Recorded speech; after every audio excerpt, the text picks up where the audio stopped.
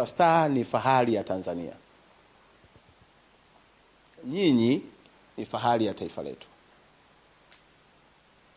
Na mmeota ndoto kubwa sana. Ndoto hii imeotwa kwa miaka mingi tangu mashindano haya yaanzishwe.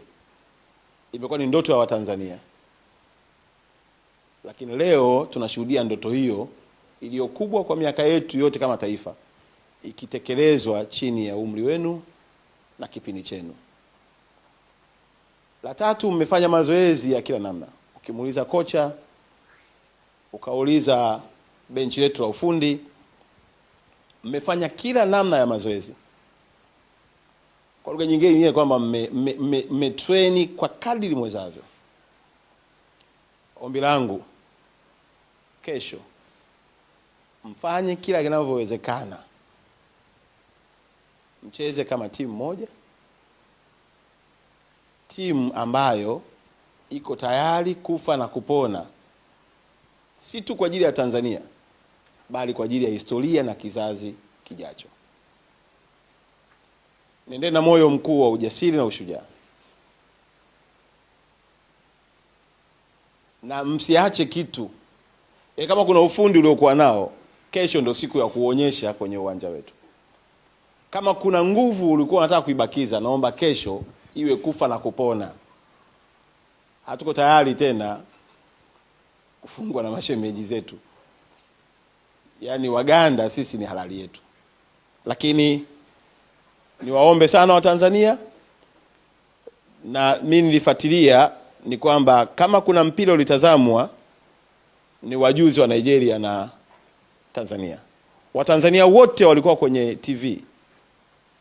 Mheshimiwa Rais Daktari Samia, Daktari Mwinyi, viongozi wetu akiwepo na waziri mkuu, mtendaji mkuu wa serikali, wote walikuwa wanaangalia vijana wao wanavyopambana kwa heshima ya taifa lao. Imani yangu ni kubwa kwamba Watanzania mmeongezea morali. Kwa hiyo kesho mtegemee ile saa 2:30 ya usiku kwa masaa ya Tanzania, ambayo ni saa 12:30 kwa hapa Rabat, Morocco. Watanzania wote watakuwa kwenye nini? Kwenye TV. Wakiwa wote kwenye TV, maana yake zile nafasi mnazoziona uwanjani za wazi zile, muamini kuna malaika waliotumwa na Mungu kuja kuwashangilia. Yaani wakati wenzenu wanapigiwa makelele yale mengine, nyewe waza tu ile nafasi ya wazi ile, kuna watu ambao siwaoni kwa macho ya mwili, lakini huko wamejaa kwenye ma TV wakinishangilia ninavyopigania taifa langu. Twendeni tukafe na kupona kwa heshima ya taifa. Mmeonyesha uwezo mkubwa sana juzi. Sana. Na ndio maana nilipokuja kwa pale dressing room nilikuwa na furaha. Pamoja na kwamba tulikuwa hatujapata yale tuliyotamani, lakini mlitupa nguvu hata wengine. Na kuhakikisha kwamba Watanzania wako na nyinyi. Kuwathibitishia kwamba Watanzania wako na nyinyi. Juzi baada ya mechi na jana nimepokea simu za Watanzania. Simu za Watanzania, sio viongozi wa serikali. Viongozi wa serikali maelekezo yake tayari waziri wetu ameshafanya nini? Ameshatoa. Lakini kuhakikisha kwamba Tanzania nzima iko pamoja na nyinyi, juzi na jana nimepokea simu, na walionipigia simu ni watu nao waamini na kuheshimu.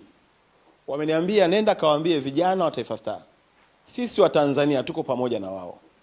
Na mechi ya kuanzia kesho ya Uganda na mechi ya Tunisia, Watanzania wananunua goli moja kwa milioni 100.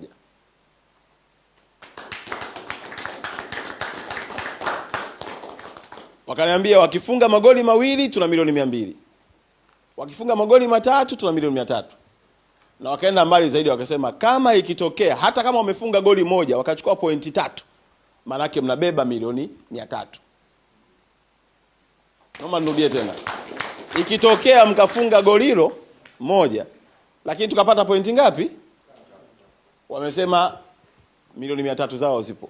Na wakaniambia hii ni mechi ya Uganda na ni mechi ya Tunisia. Maana yake mechi yetu ya tarehe 27 na mechi yetu ya tarehe ngapi? 30. Upendo huu wa Tanzania haujaishia tu kuwaombea dua. Haujaishia tu kuangalia kwenye TV, lakini wamekubali pia kutoa pesa zao. Na kwa sababu nawaamini, nikawaambia sasa naenda kambini kwenda kuwaona vijana. Wakasema nenda, na ikiwezekana tunataka tufanye tofauti. Nikamwambia vipi? Wakasema watupe akaunti zao, si tuwaingizie kwanza hela alafu tubaki kwa dai wao. Si kama mmenielewa kwamba hao Watanzania wako tayari kuwaingizia hela nyinyi ili wao wabaki wanawadai nyinyi. Yaani hawataki kutoa ahadi alafu yaonekane nini? Ni maneno. Wako tayari kuiweka hela kwenye akaunti